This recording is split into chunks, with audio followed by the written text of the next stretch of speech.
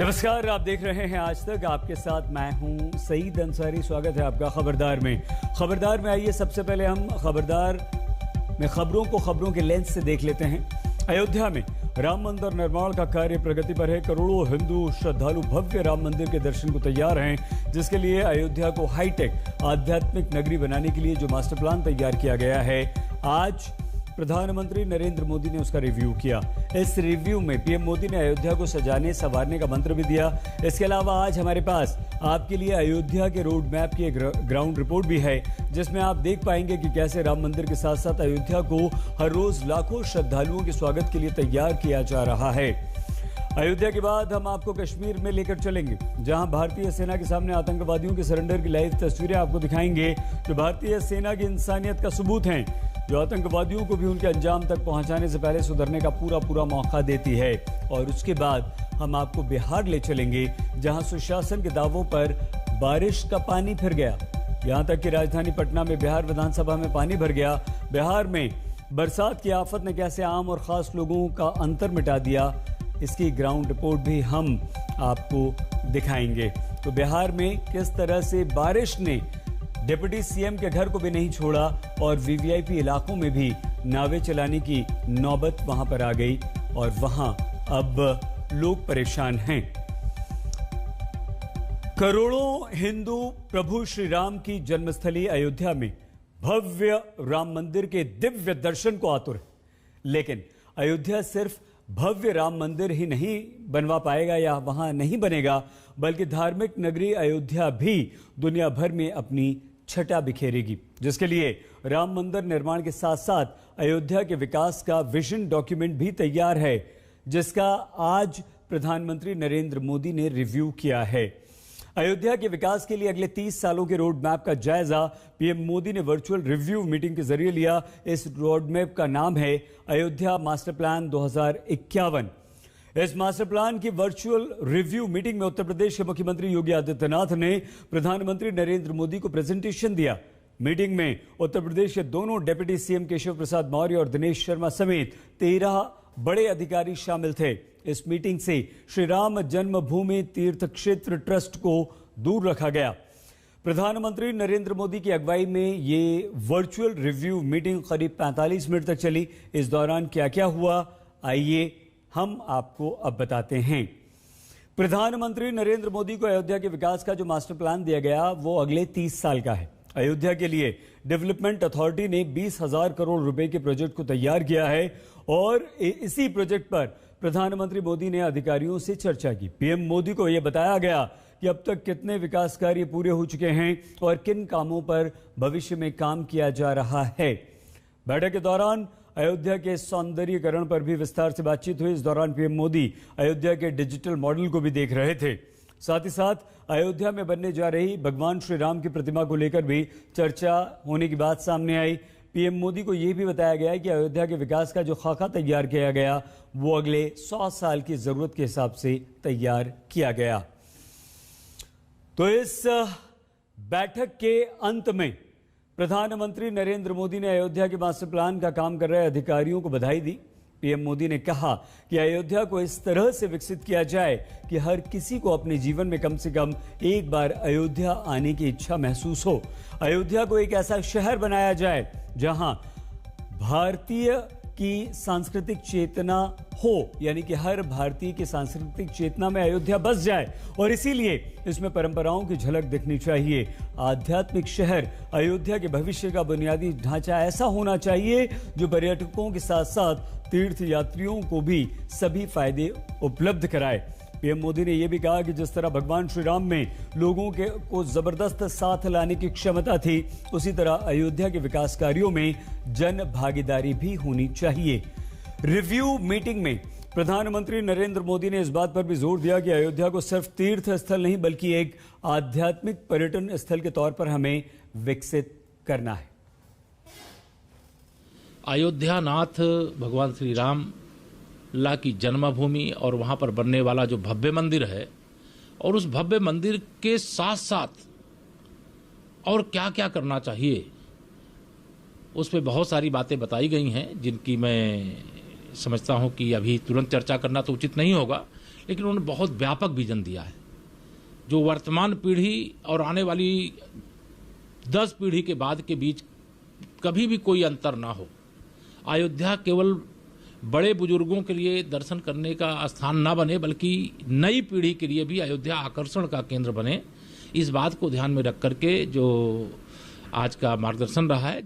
जब तक प्रधानमंत्री जी और मुख्यमंत्री जी इसके साथ नहीं जुड़ेंगे तो इसका जो विकास है वो कागज पर हो जाएगा और धरातल पर नहीं दिखाई देगा। अच्छी बात है, यदि प्रधानमंत्री जी इस पर ध्यान देंगे, मुख्यमंत्री जी इस पर ध्यान देंगे तो निश्चित है जितने भी प्रोजेक्ट इसमें प्रस्तुत किए गए हैं, जो भी योजनाएं बनी है वो निश्चित है पूर्ण होगी और उसके पूर्ण होने पर ये अयोध्या नगरी एक प्रकार से जैसे विश्व की पर्यटक नगरी के रूप में दिखाई देगी। अयोध्या हमेशा से भारत की आध्यात्मिक नगरी रही है और बल्कि मैं कहूं तो यह आध्यात्मिक केंद्र रहा है।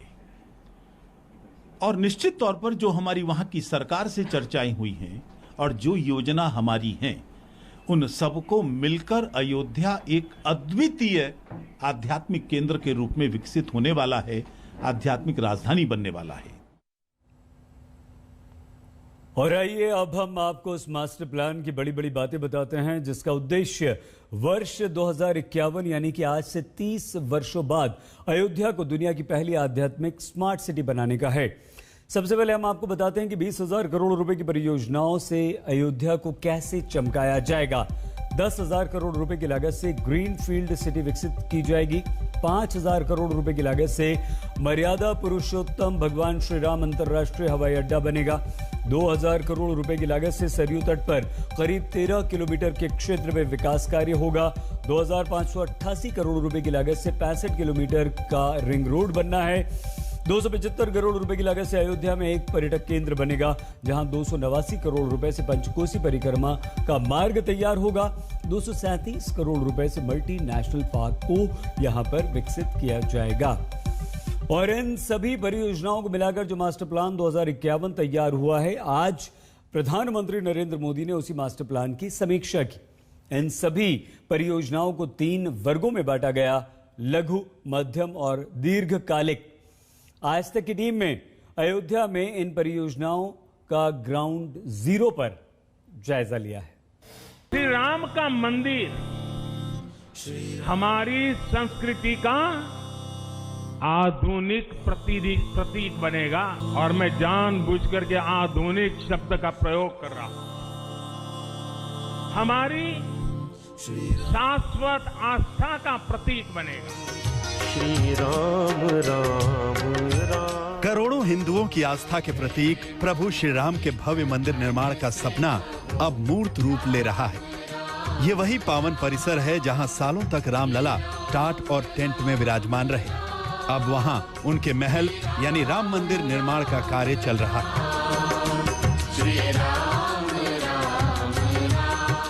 आज तक इंडिया टुडे के कैमरे पर आप पहली बार देखेंगे कि राम जन्मभूमि का मंदिर जो है उसका निर्माण कैसे हो रहा है। ये देख पा रहे हैं यहाँ पर, ये जो पूरा परिसर है, इसी परिसर में कामकाज तेजी से चल रहा है। हमारे सहयोगी बनबीर भी हमारे साथ है। ये जो परिसर है, इस परिसर के बारे में बनबीर बताओ आप। ये राम जन्मभूमि परिसर है। पर रामलला विराजमान यहाँ पर? बिल्कुल बिल्कुल, रामलला विराजमान यहीं थे। विवादित परिसर यहीं पे था, यहीं गर्भगृह है और इसी पे मंदिर का निर्माण हो रहा है। अयोध्या में राम मंदिर बनकर जब तैयार होगा तो कैसा दिखेगा, करोड़ों हिंदू इसकी कल्पनाओं में डूबे हुए हैं। माना जा रहा है कि वर्ष 2024 में राम मंदिर निर्माण पूरा होने के बाद रोजाना 1 लाख श्रद्धालु और पर्यटक अयोध्या आया करेंगे, जिनके स्वागत के लिए राम नगरी अयोध्या को भारतीय संस्कृति का ब्रांड एम्बेसडर बनाने के साथ साथ दुनिया की सबसे हाईटेक आध्यात्मिक नगरी बनाने का सपना पीएम मोदी ने देखा है। इस मंदिर के बनने के बाद अयोध्या की सिर्फ भव्यता ही नहीं बढ़ेगी, इस क्षेत्र का पूरा अर्थतंत्र भी बदल जाएगा। यहां हर क्षेत्र में नए अवसर बनेंगे, हर क्षेत्र में अवसर बढ़ेंगे। आने वाले वक्त में अयोध्या आकर श्रद्धालु प्रभु श्री राम के भव्य मंदिर की छवि अपने दिल में बसा कर लौटेंगे। लेकिन सरकार ने श्रद्धालुओं और पर्यटकों के मन में अयोध्या की अमिट छाप छोड़ने का जो मास्टर प्लान बनाया है, उसके जरिए अयोध्या में आधुनिकता और आध्यात्म के रंग का जो इंद्रधनुष दिखाई देगा, वो कुछ ऐसा दिखेगा, जिसकी तैयारियां अब अयोध्या में जोर पकड़ रही हैं। अयोध्या के विकास की बात होगी तो अयोध्या में कथा मंडप का जिक्र जरूर आता है। मेरे पीछे आप विजुअल्स देख रहे हैं कि ये अयोध्या का वही कथा मंडप है जिसका 2019 में यूपी के सीएम योगी आदित्यनाथ ने इसका शिलान्यास किया था। और आप तस्वीरें जिस तरह से देख पा रहे हैं, ये बनाए जाने का इसका मतलब ये था कि यहाँ पर असंख्य लोग एक बार में हवन में आहुति दे सकते हैं। कई सारे यहाँ पर जो है हवन हो सकते हैं और लोग यहाँ पर जो है भजनों का उच्चारण सुन सकते हैं। उसकी व्यवस्था भी पीछे आप देख सकते हैं कि स्टेडियम का लुक देने की कोशिश करी गई है। आने वाले सालों में अयोध्या का कायाकल्प करने की जो योजनाएं तैयार की गई हैं, उनका मकसद अयोध्या को स्मार्ट सिटी के तौर पर विकसित करना है, जिसकी प्रोग्रेस रिपोर्ट आपको बताते हैं। अक्टूबर तक अयोध्या के मंदिर की बुनियाद का काम पूरा होगा। अयोध्या में 500 करोड़ की लागत से बनने वाले श्री राम एयरपोर्ट के लिए 200 करोड़ रुपए आवंटित किए जा चुके हैं। अयोध्या में हाईटेक रेलवे स्टेशन के लिए भी 100 करोड़ रुपए का बजट देकर काम शुरू किया जा चुका है। अयोध्या को पूर्वांचल के सभी बड़े शहरों से जोड़ने वाले 340 किलोमीटर के पूर्वांचल एक्सप्रेसवे पर काम भी जल्द पूरा हो जाएगा। इसके अलावा अयोध्या में नई टाउनशिप भी बनाई जा रही है, जिसके लिए 500 एकड़ जमीन अधिग्रहण का काम पूरा हो चुका है। अयोध्या में ये वही जगह है जहां श्री राम एयरपोर्ट का निर्माण किया जाना है, जिसके लिए राज्य सरकार की तरफ से करीब 80% जमीन का अधिग्रहण किया जा चुका है। आज तक आ पहुंचा है समय अयोध्या की उस जमीन पर जहां पर अयोध्या के एयरपोर्ट का निर्माण होना है। आप तस्वीरें देख रहे हैं यहाँ से, ये वही जमीन है, पीछे तक जाती है जहां एक भव्य एयरपोर्ट का निर्माण होगा। और यहीं से एक तरह से जो टूरिस्ट बोले जा रहे हैं शुरुआत से कि फॉरेनर्स यहाँ पर बहुत आएंगे। राम जन्मभूमि के आकर्षण केंद्र जो है उसको लेकर यहाँ पर काफी बिजनेस आने वाला है, काफी लोग आने वाले हैं। दिल्ली से लोग आएंगे, बाहर से लोग, सब कुछ जो है इस एयरपोर्ट में आपको मिलेगा देखने में। एक हाई क्लास एयरपोर्ट बनाया जाएगा। ये सच है कि प्रभु श्री राम का भव्य मंदिर देश विदेश के लाखों करोड़ों श्रद्धालुओं को अयोध्या आने के लिए प्रेरित करेगा। लेकिन अयोध्या इस तरह से तैयार हो रही है जहां आने पर लोगों को त्रेता युग में आ जाने की दिव्य अनुभूति तो होगी ही, साथ ही दुनिया की सबसे स्मार्ट आध्यात्मिक सिटी होने का एहसास भी होगा। राम मंदिर के निर्माण की ये प्रक्रिया राष्ट्र को जोड़ने का उपक्रम है। जानू के तू है कैसा, ये महोत्सव है विश्वास को विद्यमान से जोड़ने का, नर को नारायण से जोड़ने का। अरविंद ओझा के साथ समर्थ श्रीवास्तव, अयोध्या आज तक। राम नगरी अयोध्या को अत्याधुनिक सिटी बनाने का जो प्लान तैयार किया गया है, उसे बनाने के दौरान 5000 नागरिकों और 500 पर्यटकों के सुझावों को भी शामिल किया गया है। विजन डॉक्यूमेंट में यह भी बताया गया है कि अयोध्या के मास्टर प्लान में 4 लाख रोजगार और 8 लाख अप्रत्यक्ष नौकरियों के अवसर पैदा होंगे। लेकिन अयोध्या को आधुनिक बनाने की इस प्लानिंग में अयोध्या के साधु संतों की कुछ चिंताएं भी हैं। उन्हें चिंता इस बात की है कि कहीं विकास की कीमत अयोध्या में आध्यात्मिक प्रतीकों को न चुकानी पड़ जाए। आज तक ने इस मुद्दे पर अयोध्या के कुछ साधु संतों से बातचीत की है। त्रेता में वापस जाने को अयोध्या, रामनगरी अयोध्या पूरी तरीके से तैयार है। आज तक आ पहुंचा है अयोध्या की राम की पैड़ी पर।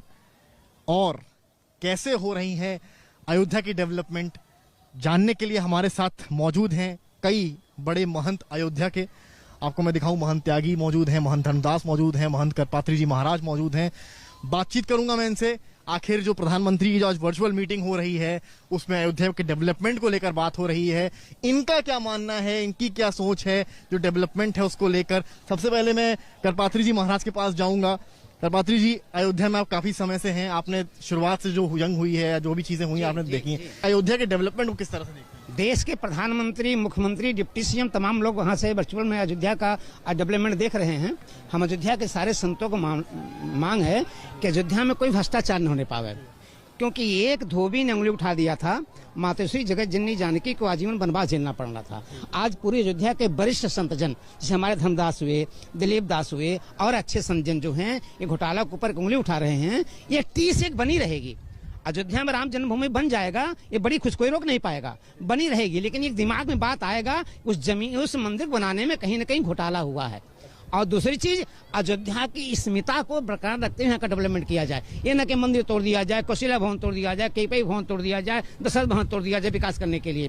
क्योंकि अगर कौशल्या भवन को तोड़ा जा रहा है तो राम जी सुख से नहीं रह सकते हैं, कि जहाँ माँ का दिल टूटता है वहाँ बेटा सुख से नहीं रह सकता है। ऐसा यहाँ के संत, यहाँ के नागरिक बोल रहे हैं कि महाराज जी जो बाबर नहीं कर पाया, कोई हिंदू बाबर कर रहे हैं। इस तरह का जो आरोप हिंदुत्व संगठन पर, भारत सरकार पर और माननीय प्रधानमंत्री मोदी जी और माननीय यशस्वी योगी जी मुख्यमंत्री हमारे उत्तर प्रदेश के, इनके धवल छवि पर कोई कलंक। बहुत छोटे से ब्रेक के लिए हम यहाँ पर रुक रहे हैं। ब्रेक के बाद आपको कश्मीर में आतंकवादी के लाइव सरेंडर और उसके बाद बिहार लिए चलेंगे, जहां सुशासन के दावे एक बार फिर से पानी में डूब रहे हैं। एक बहुत छोटा सा ब्रेक, आप देखते रहिए आज तक। स्वागत एक बार फिर से आपका खबरदार में। कश्मीर में सेना का एक दुश्मन एक चुनौती नहीं है। सेना के सामने एक तरफ आतंकवादी हो तो दूसरी तरफ सेना के विरुद्ध होने वाला दुष्प्रचार है। आज हम इसी दुष्प्रचार का एनकाउंटर करेंगे और आपको उन कश्मीरी आतंकवादियों का लाइव सरेंडर भी दिखाएंगे जिन्हें ब्रेन वॉश करके आतंकवादी बनाया गया था। सेना उन आतंकवादियों को छोड़ती नहीं जो कश्मीर में अमन चैन की कोशिश को डिरेल करने की कोशिश करते हैं। कश्मीर में तैनात राष्ट्रीय राइफल सबसे ज्यादा और रिकॉर्ड आतंकवादियों का एनकाउंटर करती है। वहीं उन युवाओं को जो वर्गला कर आतंकवादी बनाया जाता है, उन्हें एक चांस जरूर देती है कि वो अपनी गलती को मानकर हथियार छोड़ दें, हथियार डाल दें, सरेंडर कर दें। कश्मीर में सेना का ये सरेंडर प्लान बहुत ही सफल रहा है। कश्मीर में सेना के खिलाफ पाकिस्तानी दुष्प्रचार का चक्रव्यूह रचता है, जबकि सच्चाई यह है कि एनकाउंटर में जो आतंकवादी मारे जा रहे हैं वो ज्यादातर पाकिस्तानी होते हैं। वहीं कश्मीरी युवकों को मुख्य धारा में लौटने का एक अवसर जरूर मिलता है। साहिल, मेरी बात सुन। मेजर शुक्ला बोल रहा हूं मैं, चौधरी गुंड से। अपना हथियार डाल दे, हाथ ऊपर कर लो और बाहर आ जाओ।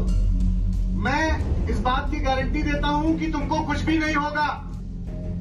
ये हिंद की सेना है जो आतंकियों को हथियार डालने और वापस लौटने का एक अंतिम मौका जरूर देती है। वार्निंग दे रहा हूं। साहिल, मेरी बात सुन। जो मान जाते हैं उनकी जिंदगी बच जाती है। शोपियां के हाजीपुरा इलाके में शुक्रवार को ऐसा ही हुआ। लश्कर तैयबा का आतंकी साहिल अहमद डार सामने सेना और पुलिस, और आतंकी ने कर दिया सरेंडर। मैं इस बात की गारंटी देता हूं कि तुमको कुछ भी नहीं होगा। इस बात की गारंटी देता हूं कि तुमको कुछ भी नहीं होगा अगर तुम हथियार डाल के हाथ ऊपर करके बाहर आते हो तो। आतंकी को सरेंडर कराने के लिए सबसे पहले सेना ने उसके डर को खत्म करने के प्रयास किए। लगातार समझाया कि उस पर गोली नहीं चलाई जाएगी, जिससे घिरा हुआ आतंकी घबराने या फायरिंग करने की जगह सरेंडर करे। मैं सरेंडर लेने के लिए तैयार हूं। मैं चाहता हूं कि तू सरेंडर करे।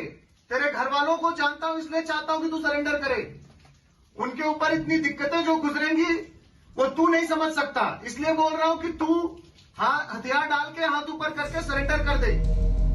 रणनीति ये थी कि आतंकी को भरोसे में लेकर खुले में लाया जाए। यहाँ सेना ने आतंकी का भरोसा जीता था, अब बारी आतंकी की थी। एक बार खुले में आने के बाद हथियार से लैस न होने का सबूत देना था। इस प्रोटोकॉल का पालन करके ये सबूत दिए गए और फिर दोनों के बीच भरोसे का रिश्ता कायम होते ही आत्मसमर्पण पूरा।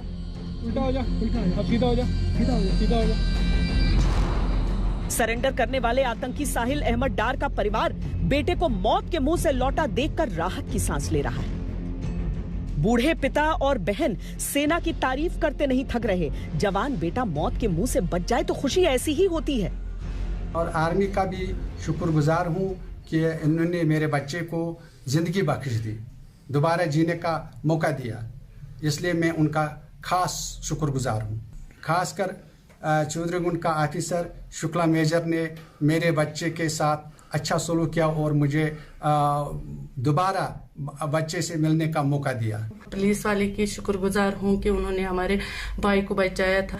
किसी के बहकावे में आ गए, किसी ने बहकाया उसको और वो किसी के बहकावे में आ गए। लेकिन इसी एनकाउंटर में सेना ने एक आतंकी का सफाया कर दिया। लाइन बिल्कुल साफ है। सेना कश्मीर के भटके हुए जवानों को तो फिर से मुख्यधारा में शामिल होने का मौका देती है, लेकिन जो हथियार डालने को तैयार नहीं, उसके लिए कोई और रास्ता नहीं बचता। किसी भी आतंकी मुठभेड़ में सबसे मुश्किल काम होता है आतंकियों का सरेंडर लेना। सुरक्षा कर्मियों की अपनी जान पर बहुत बड़ा खतरा इस समय रहता है, लेकिन भारतीय सेना की यह नीति है कि जो सही रास्ते पर लौटना चाहता है उसे एक मौका दिया जाए। इसीलिए लगभग 1 साल से ये जो नीति चल रही है उसमें अब तक 9 आतंकियों का सरेंडर लिया जा चुका है, और सिर्फ 1 साल की बात कर ले तो 3 आतंकियों ने अभी तक सरेंडर किया है। और अगर सिर्फ इस ऑपरेशन को देख लीजिए तो जो सही रास्ते पर आने को तैयार नहीं हुआ वो सीधे पहुंचा जहन्नुम, और दूसरे टेररिस्ट को सही रास्ते पे लौटने का भारतीय सेना ने खुला मौका दिया। आतंकियों को जिंदा पकड़ना या सरेंडर कराना हमेशा ही जोखिम से भरा ऑपरेशन है, जहां दोनों तरफ विश्वास की कमी रहती है। पल भर में कुछ भी हो सकता है, एक गलती और फिर खून खराबा। ऐसे में घिरे हुए आतंकी का सरेंडर बड़ी कामयाबी है। और हम लोग जब ऑपरेट करते हैं, हमारा ये हमेशा एंडेवर होता है कि हमारे ऑपरेशंस पीपल फ्रेंडली रहें। किसी की जान लेना बहुत आसान है, लेकिन उसे एक लाइव ऑपरेशन से उसके दिमाग को इस चीज़ के लिए मनाना कि वो सरेंडर करके वापस मेन स्ट्रीम में आए और वापस इस अवाम का हिस्सा बने, ये हमारे लिए एक बहुत बड़ी अचीवमेंट है। और जैसे आप देख रही हैं, अभी एक काफ़ी परिवर्तन है हमारे ऑपरेशंस की तजवीज़ में भी, जिसमें हम लोग इस चीज़ की पूरी कोशिश करते हैं कि एक लोकल रिक्रूटेड टेररिस्ट को हम कन्विंस करें कि वो अपने हथियारों को छोड़े और वापस सरेंडर करके मेन स्ट्रीम में आए। सेना की प्राथमिकता कश्मीरी आतंकियों को मारने से ज्यादा उन्हें सरेंडर कराने की है, ताकि कश्मीर में आम लोगों का भरोसा भी जीता जा सके, आम कश्मीरियों के घर बर्बाद होने से बच सके। दूसरी तरफ पाकिस्तान के फर्जी प्रोपेगेंडा को तोड़ा जा सके, उसके कश्मीर प्लान की साजिश को सामने लाया जा सके। पाकिस्तान लगातार सेना के खिलाफ दुष्प्रचार में जुटा है। इस दुष्प्रचार में वो ये दिखाने में लगा है कि सेना कैसे जुल्म करती है, जबकि सच्चाई ये है कि एनकाउंटर में जो आतंकवादी मारे जा रहे हैं वो ज्यादातर पाकिस्तानी हैं, और स्थानीय युवक भटक कर अगर वापस लौटना चाहते हैं तो सेना एक मौका जरूर देती है। भारत माता की जय, भारत माता की जय, भारत। श्रीनगर में अशरफ वानी के साथ श्वेता सिंह, आज तक। माता की जय, भारत माता की जय। और अब हम बात करेंगे बिहार में बरसात और उसकी तबाही की। बिहार की राजधानी पटना का बुरा हाल सिर्फ 4 घंटे की बारिश में हो गया। सुशासन बारिश के पानी में डुबकी लगाने लगा। पटना के वीवीआईपी इलाकों की ऐसी सूरत बदली की कोई पहचान न पाए। शहर के पॉश इलाकों में पानी ही पानी हो गया। स्थिति ये हो गई कि एक बारिश में विधायक और डिप्टी सीएम तक के चमकते हुए बंगले पानी में डूब गए। पटना का यह हाल है जब 2 साल पहले ही राजधानी का बड़ा इलाका बारिश के पानी से डूब गया था। माना जा रहा था कि इस त्रासदी से सरकारी सिस्टम ने कोई सबक लिया होगा, लेकिन यह गलतफहमी एक बारिश में ही धुल गई। देखिए हमारी रिपोर्ट।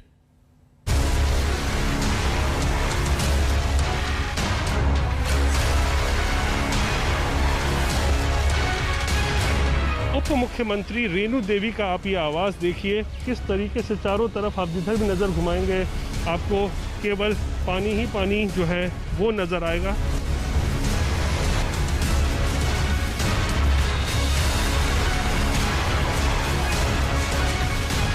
रसूखदार और आम आदमी का अंतर खत्म होते देखना है तो बरसात के दिनों में बिहार की राजधानी पटना आइए।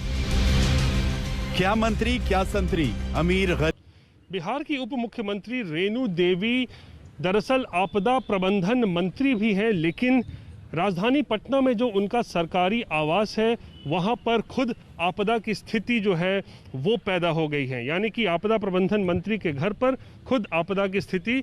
आप देखिए कल रात जो 4-5 घंटे की बारिश हुई है, पटना में। उसके बाद रेणु देवी का ये सरकारी आवास है जो आप देख सकते हैं चारों तरफ से जो है वो जलमग्न हो चुका है। सहयोग अस्पताल है, उसके बाहर की तस्वीरें देखिए कि किस तरीके से यहाँ पर पानी जो है वो भर चुका है। यानी जो नाले हैं, ड्रेनेज सिस्टम है वो पूरी तरीके से फेल हो चुका है और इसकी वजह से आप देखिए अस्पताल के अंदर भी जो है वो बारिश का पानी। बूढ़ी गंडक, कमला बलान, कोसी, महानंदा, परमान नदियां उफान पर हैं।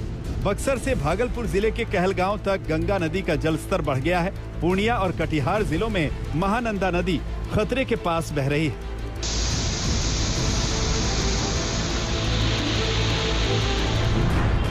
मुख्यमंत्री नीतीश कुमार अफसरों को चेता रहे हैं, रिकॉर्ड बारिश हो रही है, संभल जाइए, कोरोना के साथ साथ बरसात से भी लड़ना है। और अब तो एक बाढ़ की स्थिति भी आप देख रहे हैं। इतना ज्यादा तो कभी वर्षा बहुत साल दर साल पहले भी नहीं हुआ है। इतनी वर्षा जो शुरू में ही हो गई है और चारों तरफ जो असर पड़ रहा, तो इसको भी ध्यान में रख करके सब हर तरह से सचेत सरकार है। लेकिन ऐसी स्थिति में भी इन जगहों पर भी हम लोगों को चाहे इसका वैक्सीनेशन का काम हो, यानी टीकाकरण का काम हो, या लोगों के जांच का काम, ये काम और लोगों के इलाज का काम।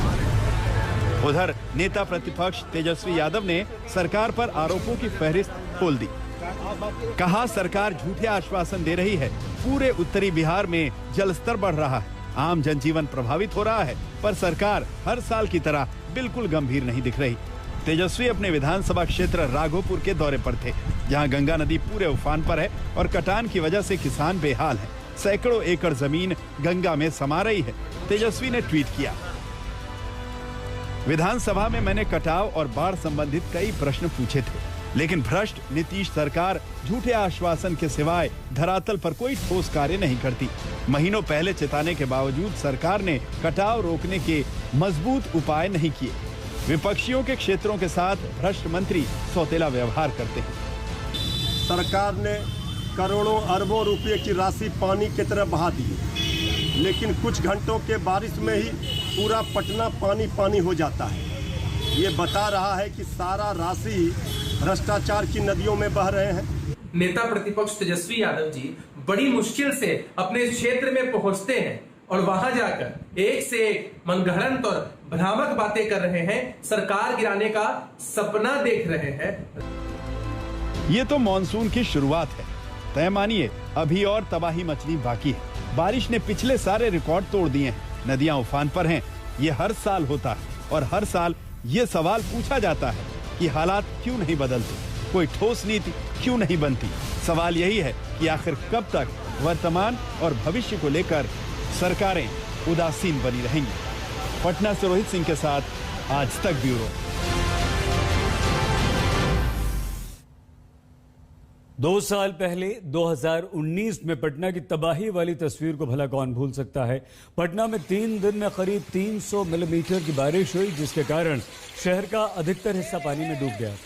जल जमाव ने शहर में अभूतपूर्व स्थिति पैदा कर दी थी, जिससे निपटने के लिए न प्रशासन तैयार था और न ही पटना के लोग। इस भीषण त्रासदी का मोटे तौर पर 3 प्रमुख कारण पाए गए। पहला, शहर के ड्रेनेज व्यवस्था को पूरी तरह से फेल बताया गया, जिसके लिए जिम्मेदार पटना नगर निगम को माना गया। दूसरा कारण था नदियों में तेज बहाव के कारण पानी की निकासी रोकी गई थी, जिसकी वजह से पानी ठहर गया। और तीसरा कारण था राहत और बचाव कार्यों के नाकाफी इंतजाम। सरकारी सिस्टम बारिश का आकलन करने में पूरी तरह से विफल रहा था। लेकिन सबसे बड़ा सवाल ये कि हम इससे क्या सीख पाए, और ये सवाल इसलिए महत्वपूर्ण क्योंकि अगर मौसम ने फिर से अपना रौद्र रूप दिखाया तो क्या हमारा सिस्टम तैयार है? क्या सिस्टम के सारे गड्ढे भर दिए गए हैं? आइए अब हम आपको उत्तर प्रदेश में जिला पंचायत अध्यक्ष पद के चुनाव से जुड़ी खबर भी बता देते हैं, जिसके लिए आज उम्मीदवारों के नामांकन के साथ ही विवाद की शुरुआत भी हो गई है। समाजवादी पार्टी के नेताओं और उम्मीदवारों ने बीजेपी पर उनके खिलाफ फर्जी मुकदमे दर्ज करवाने के आरोप लगाकर मोर्चा खोल दिया। विपक्षी दल बीजेपी पर पुलिस और जिला प्रशासन की मदद से अध्यक्ष पद के प्रत्याशी और पंचायत सदस्यों को प्रताड़ित करने के आरोप लगा रहे हैं। इसी बीच राज्य निर्वाचन आयोग ने एटा के जिलाधिकारी और पुलिस अधीक्षक को पत्र लिखकर किसी भी जिला पंचायत सदस्य के खिलाफ अध्यक्ष के लिए चुनाव होने तक मुकदमा दर्ज नहीं करने के लिए कहा। साथ ही राज्य निर्वाचन आयोग ने यह भी चेतावनी दी है कि अगर किसी भी झूठे मुकदमे में गिरफ्तारी करके किसी सदस्य को मताधिकार से वंचित किया जाता है तो ऐसा करने वाले अधिकारी के खिलाफ कड़ी कार्रवाई की जाएगी। हम आपको ये भी बता दें कि उत्तर प्रदेश के 75 जिलों में जिला पंचायत अध्यक्ष पद के लिए 3 जुलाई को वोट डाले जाएंगे। बहुत छोटा सा ब्रेक, आप देखते रहिए आज तक।